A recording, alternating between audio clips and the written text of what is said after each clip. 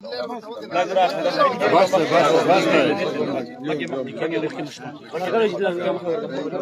راشئ لږ راشئ اعوذ بالله من الشیطان الرجیم بسم الله الرحمن مشرانو په لاس باندې دلته د ریګي سایډ باندې چیرته چې کوم خپل مشترکه ځمکه ده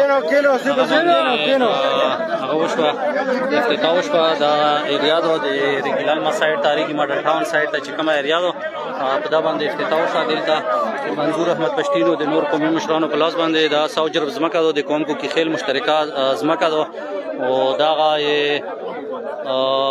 په دا ځای باندې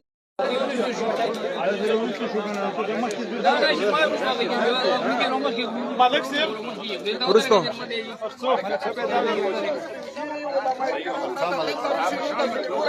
هغه کو چې کله سرونه نه وځي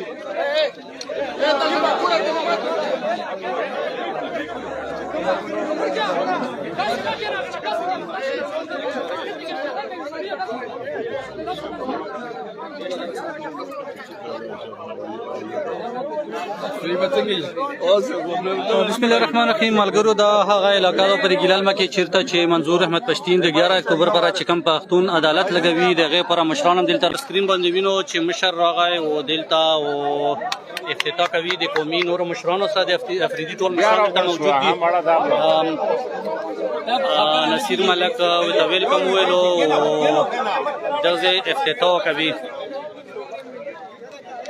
دلته د قومي مشرانو سره د ټول مشران ملک محمد حسین صاحب او د ټول مشران چې د خپلوالي اجي د ټول موجود دي دلته افتتاح کیږي. قومي مشران مشر منظور پښتین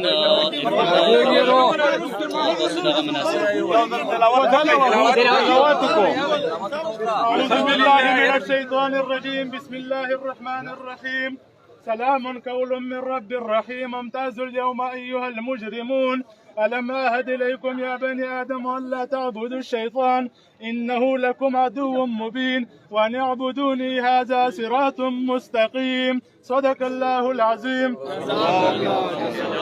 آمين. يا الله د پښتون وطن د وحدت سبب وګرځوي. خدای پاک مظلومیت چې ډېر زیات خلک پکې د ژوند نه بیزار شول او داسې مشکلات داسې مصیبتونو سره مخ شول چې نور دوی د ژوند تېرولو اسره نه لري. خدای پاک د ټولو مظلومیت د لرې کولو باعث یې وګرځوي. خدای پاک زموږ وطن چې انسانان خو پرېږده تر ځناورو پر دلته څه نه دي محفوظ. خدای پاک دا د ټولو د تحفظ سبب وګرځوي. خدای پاک ما بل په موږ زوره ورکړي ما زموږ د لاسه څوک ازار کړي. خدای پاک دا وطن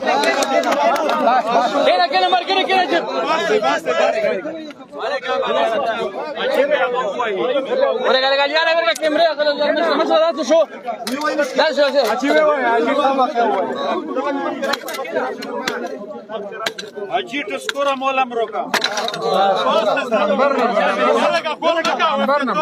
كار دير ده